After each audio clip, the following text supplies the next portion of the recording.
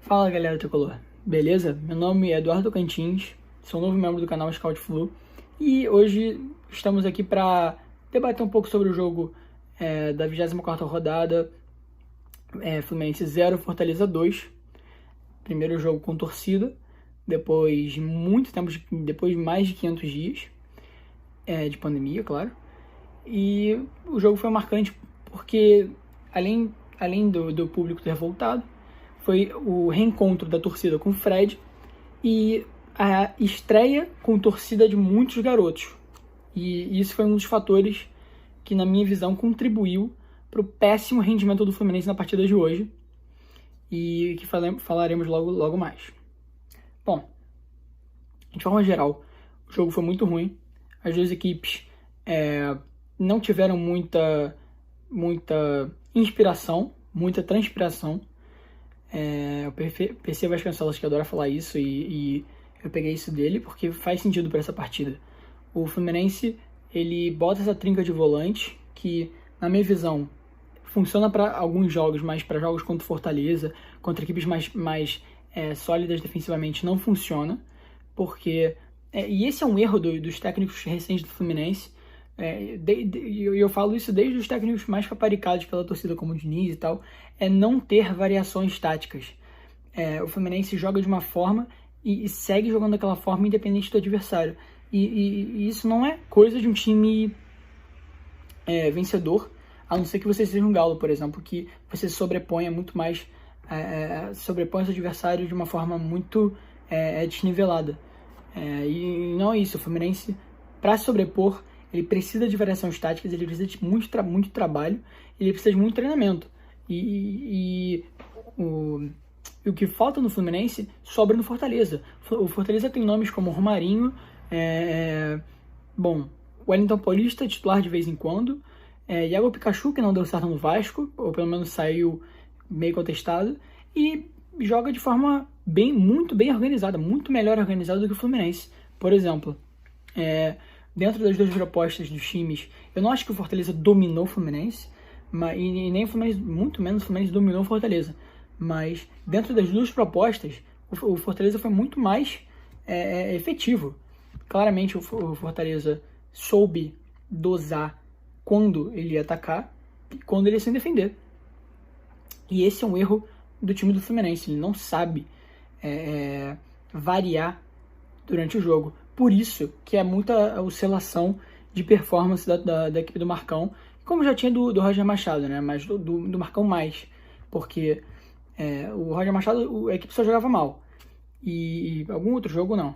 Mas do Marcão, a tônica do time do Marcão é começar um jogo pressionando o adversário, sufocando o adversário, com a trinca de volantes lá na frente, junto com os pontas, subindo as linhas, sufocando o adversário nos minutos iniciais para tentar fazer um gol. Mas não funcionou com o Fortaleza. O Fluminense tentou isso, conseguiu, descolou umas bolas paradas, levou perigo nas bolas paradas, mas não conseguiu de fato se sobrepor sobre o time.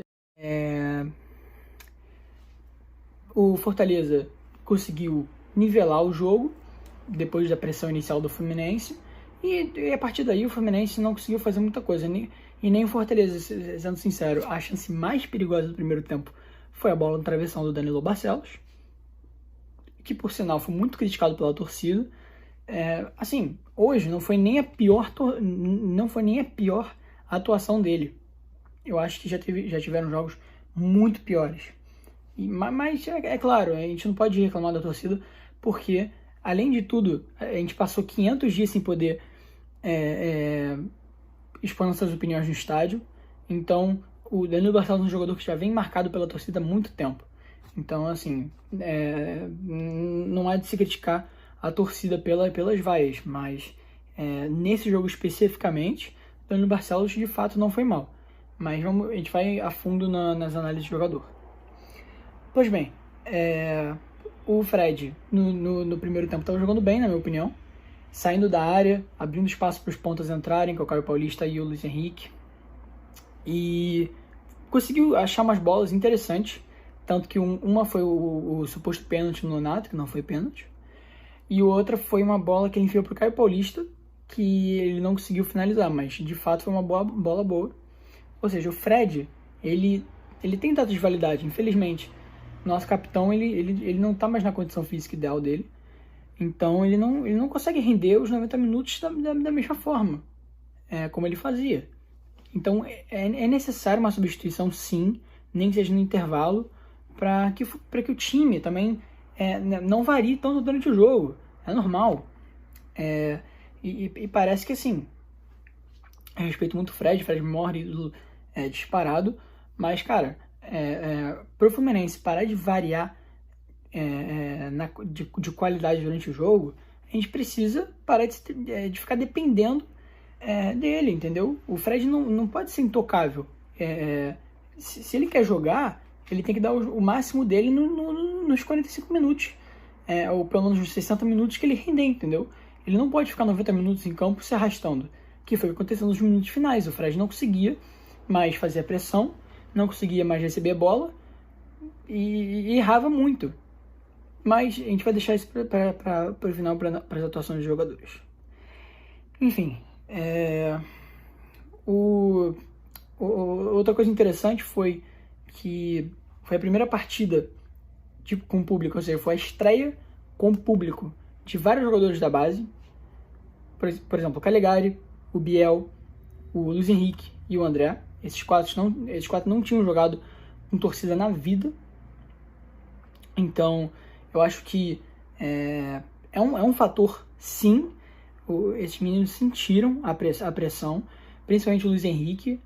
Você via ele muito mais solto nos outros jogos, sem torcida. Por exemplo, contra o Bragantino ele destruiu, contra o Cuiabá ele foi muito bem. Os outros dois que ele foi Chapecoense e São Paulo, jogando muito mais solto, muito mais fluido. E agora, e no jogo de hoje, ele na verdade foi muito mal, na minha opinião, porque ele não conseguiu emplacar o jogo dele, que é as jogadas verticais, de drible para a linha de fundo. Ele tentou trocar de lado algumas vezes com o Caio Paulista, mas não funcionou. E pode ser, de fato, ele sentiu a pressão da torcida, de jogar com torcida, e segundo, o Fortaleza é muito bem treinado, então eles com certeza estudaram nossa equipe e viram que a nossa maior arma ofensiva era o Luiz Henrique. Toda jogada que ele pegava na bola, tinham dois em cima. Bom, início do segundo tempo, o Fluminense volta, um pouco disperso, não gostei do início do segundo tempo do Fluminense. E não dá outra. Gol do Fortaleza, uma bola parada. E a bola parada nesses jogos mais pegados é que decidem jogos. O Fluminense 2020, com o Odair Hellmann conseguia decidir os jogos baseado na bola parada, porque ele prendia muito o jogo e a bola parada decidia. E dessa vez a bola parada decidiu contra a gente. Porque, mais uma vez, eu já venho percebendo isso, o Lucas Claro caiu muito de produção. E o Nino, ele tem essa fraqueza sim que é a bola aérea. O Nino é um zagueiro muito bom de combate terrestre, mas é de fato uma fraqueza dos dois. O Lucas Claro um pouco menos, mas hoje foi uma partida terrível do zagueiro tricolor e não gostei. O gol do Fortaleza foi nisso.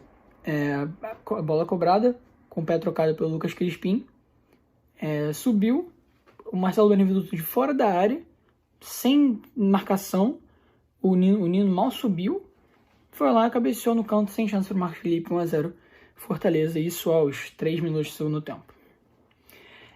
Daí o Fluminense se desorganizou inteiro, não teve mais jogo para o tricolor, para o verdadeiro tricolor. E daí pra frente o Fluminense não conseguiu mais ter volume de jogo, se desequilibrou totalmente emocionalmente. Os garotos que já viam, o André não, o André foi o único garoto que de fato não sentiu. Ele é chamado de velho pelo elenco e não é à toa. Esse garoto é muito bom e não só bom, ele é muito, ele parece que tem 30 anos, porque ele dá uma impressão de que é experiente. Ele não sente pressão e ele de novo, na minha opinião, foi o melhor do Fluminense na partida. Enfim, depois do gol do Fortaleza, o Fluminense se desarrumou. O Fluminense não conseguiu mais criar chances, o Fortaleza se encaixou e ficou jogando na base do contra-ataque. O Fluminense se abriu, com três volantes não conseguiu criar muito, e o Fortaleza ficou explorando os contra-ataques nas costas do Lucas Claro e Danilo Barcelos. Tanto que toda hora o Iago Pikachu e Ederson, que aliás é muito bom jogador, jogavam nas costas do Lucas Claro e do Danilo Barcelos, sentiam muita dificuldade. Tanto que o segundo gol do Fortaleza sai mais ou menos aos 15 do segundo tempo, com uma bola que aos 13, o Lucas Claro se enrola com o Robson, acaba cedendo a bola e dali se origina um escanteio.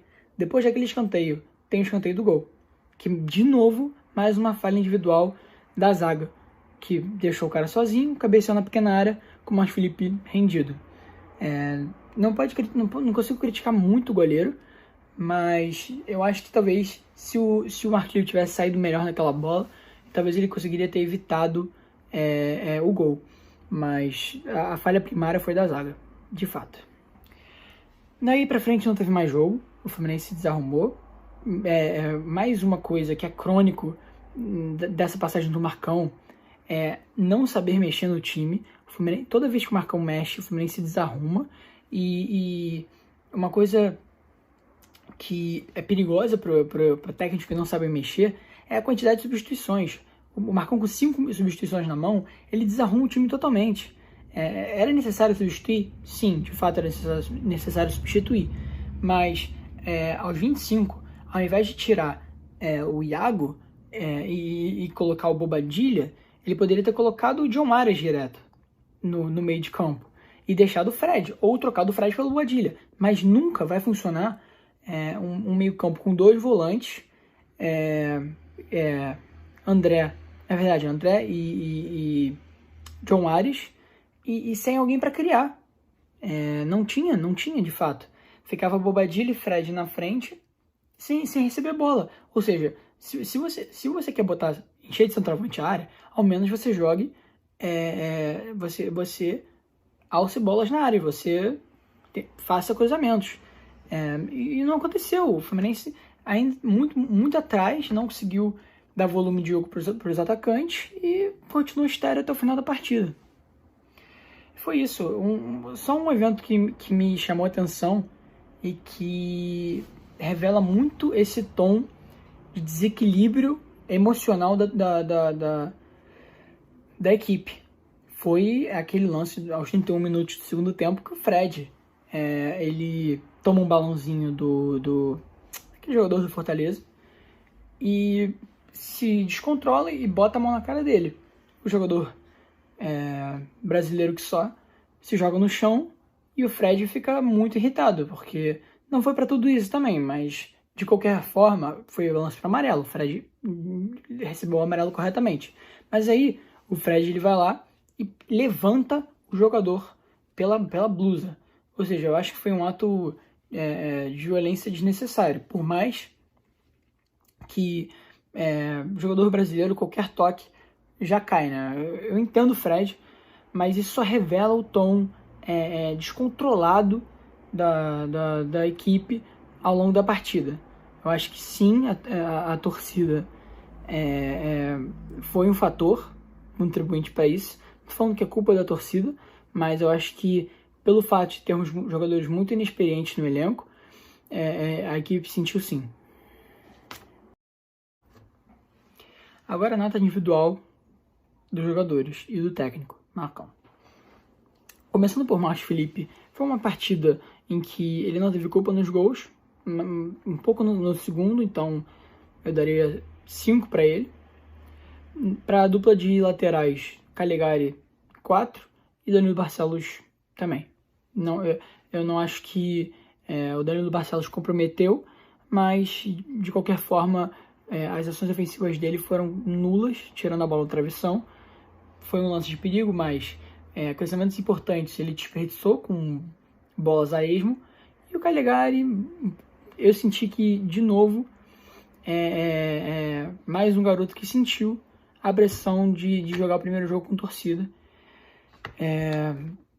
Errando muito passe bobo, errando posicionamento, deixando muito jogadores do Fortaleza infiltrarem nas suas costas. E é isso. Acho que nota 4 para eles dois fica razoável. Para a dupla de zaga, Lucas Claro e Nino, o Nino foi um pouquinho melhor por dar botes terrestres um pouco melhor na partida. Principalmente desarmando o Ederson, que é um volante muito ofensivo e perigoso do time do Fortaleza. Já o Lucas Claro, eu acho que é uma das piores partidas do Lucas Claro recentemente. Eu não sei o que houve, mas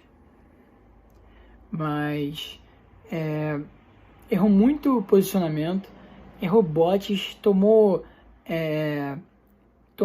perdeu jogada de corpo pro Robson, errou posicionamento defensivo, errou cabeçada. Então, de fato, foi uma partida muito ruim do Lucas Claro, dou nota 3 e pro Nino 4.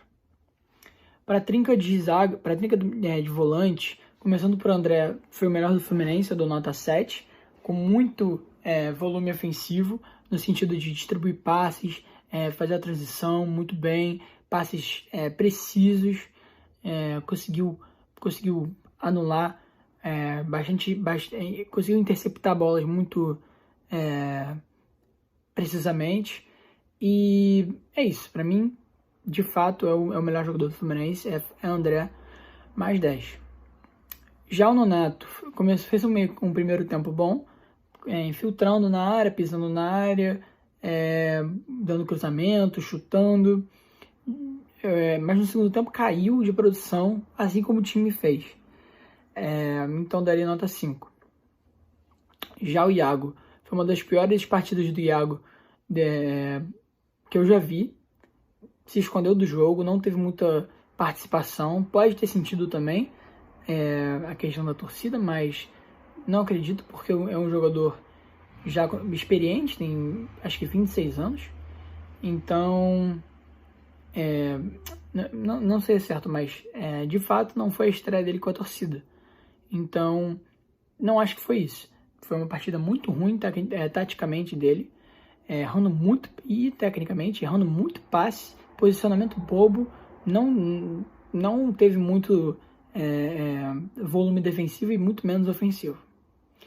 Já a dupla de pontas, começando por Caio Paulista, teve um primeiro tempo promissor, tabelando com o Danilo Barcelos, mudando de lado com o Luiz Henrique, mas não conseguiu criar muito de fato, nota 4. Luiz Henrique se escondeu da partida, não conseguiu executar as ações ofensivas de forma correta e errou muito drible e passe, nota 3. E o Fred teve um primeiro tempo promissor, como já havia dito, e saindo da área, dando passes, mas não conseguiu manter a constância durante toda a partida. Por isso, nota 5 para o nosso capitão. Já o técnico Marcão mexeu mal, muito mal, escalou o time de forma previsível e não conseguiu alterar a forma do Fluminense jogar ao longo do jogo. Por isso, nota 3. Fez alterações que eu considero erradas e comprometeram talvez a conquista de alguns pontos na partida. Então é isso, galera. Espero que tenham gostado e saudações tricolores. Não esqueçam também de deixar o like, curtir e se inscrever no canal. Valeu!